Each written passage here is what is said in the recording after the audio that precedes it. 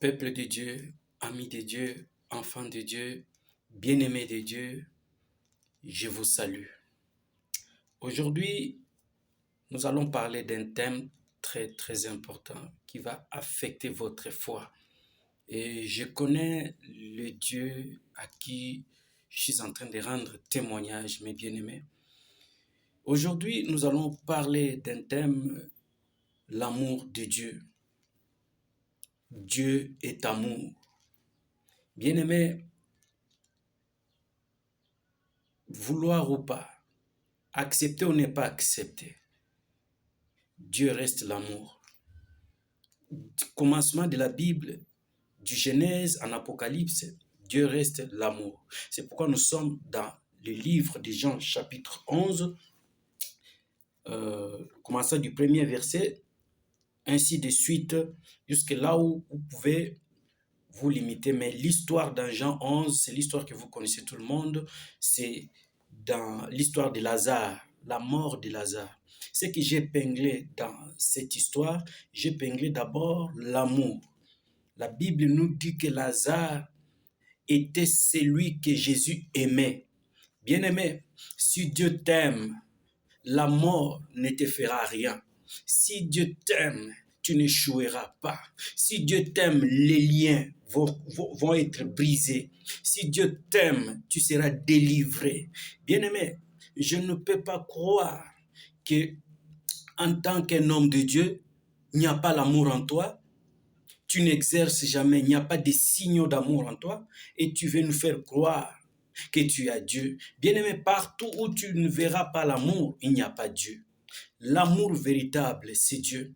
Parce que tout le monde qui accompagnait la famille de Lazare, qui était venu consoler cette famille, n'était pas venu pour donner la joie à cette famille. Ils étaient venus jusque pour accompagner cette famille à l'enterrement de leurs problèmes, aller enterrer encore leurs biens. Bien-aimés, il y a des gens qui vous entourent, qui veulent aller vous accompagner à enterrer vos mariages, à enterrer votre argent, à enterrer vos bonheurs, à enterrer tous les bien-être. Bien-aimés, le bien-être n'est pas exclu dans la vie de Christ.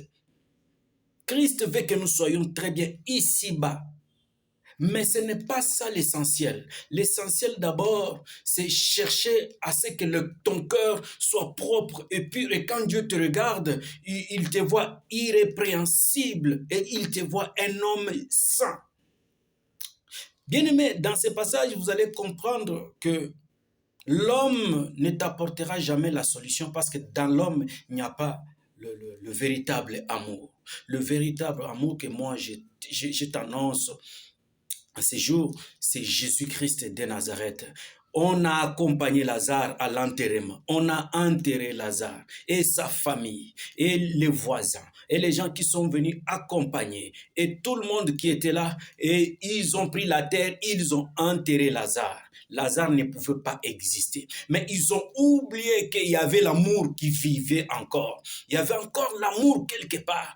Bien-aimé, je souhaite que Dieu te donne des amis qui t'aiment. Dieu te donne un bon mari qui t'aime. Dieu te donne des parents qui t'aiment. Bien-aimé, ton bien-être dépend de ton entourage qui t'aime. Ils avaient oublié que Lazare avait encore dans son entourage quelqu'un qui l'aimait. Et quelqu'un, c'est qui? C'est Jésus-Christ. C'est pourquoi je prophétise maintenant sur toi. Laisse maintenant que Dieu puisse t'aimer. Bien-aimé, c'est ça l'important. Cherche à ce que Dieu t'aime. Il y a des gens que Dieu lui-même est allé chercher. Il y a des gens aussi qui ont cherché Dieu. Alléluia. Il y a des gens qui ont entendu parler de Dieu, sont allés bousculer, sont allés toucher la main puissante de Dieu, telle que la femme aux pertes du sang. Cette femme, on n'a pas envoyé des évangélistes. La parole n'était pas venue là-bas. Ayant entendu seulement parler, les bruits de loin, il a dit non, je dois y aller. Et lui-même est allé expérimenter. Bien-aimé, laisse maintenant cette année, nous voici à la fin de toutes choses. Qu'est-ce qu'on n'a pas vu? On a vu la nudité, on a vu le rébellion des enfants. On voit tout ce que nous pouvons voir. Qu'est-ce qu'on va voir encore? Qu'est-ce qu'on va voir encore? Nous n'allons plus rien voir. Regarde comment le monde est en train de se diluer petit à petit. Voilà comment les maladies sont en train de venir. Voilà comment le diable est en train de s'installer. Petit à petit, petit à petit. Bien-aimé, tu attends quoi? Le temps est déjà là pour que tu puisses faire une relation avec le Seigneur. Bien-aimé, tu as fait des relations avec des présidents, avec des grands hommes dans ce monde. Tu es même l'ami de l'argent. Tu as un ami qui s'appelle l'argent, mais il ne t'a pas rendu un bon service. Bien-aimé, le véritable ami, c'est Jésus-Christ. Je prophétise encore pour toi. Cette année, cette fin d'année, tu ne sortiras pas comme ça. Là où tu n'avais pas réussi, tu vas réussir. Et l'année nouvelle qui commence, les choses nouvelles encore qui commencent. Bien-aimé, tout celui qui croira en Jésus-Christ, cette année sera pour lui une année de bénédiction. Bien-aimé, quand Dieu t'aime, il n'y a pas de lien. Quand Dieu t'aime, il n'y a pas des hôtels. Quand Dieu brise tout, il n'y a pas quelque chose qui peut dépasser le nom de Jésus-Christ. Si tu comprends l'amour, si tu appelles cet amour de Jésus-Christ, et cet amour, c'est quand tu crois en Jésus-Christ. Oui, mais bien-aimé dans le Seigneur, c'est ici où prend fin ces messages. Et je vais prier pour toi au nom tout-puissant de Jésus-Christ.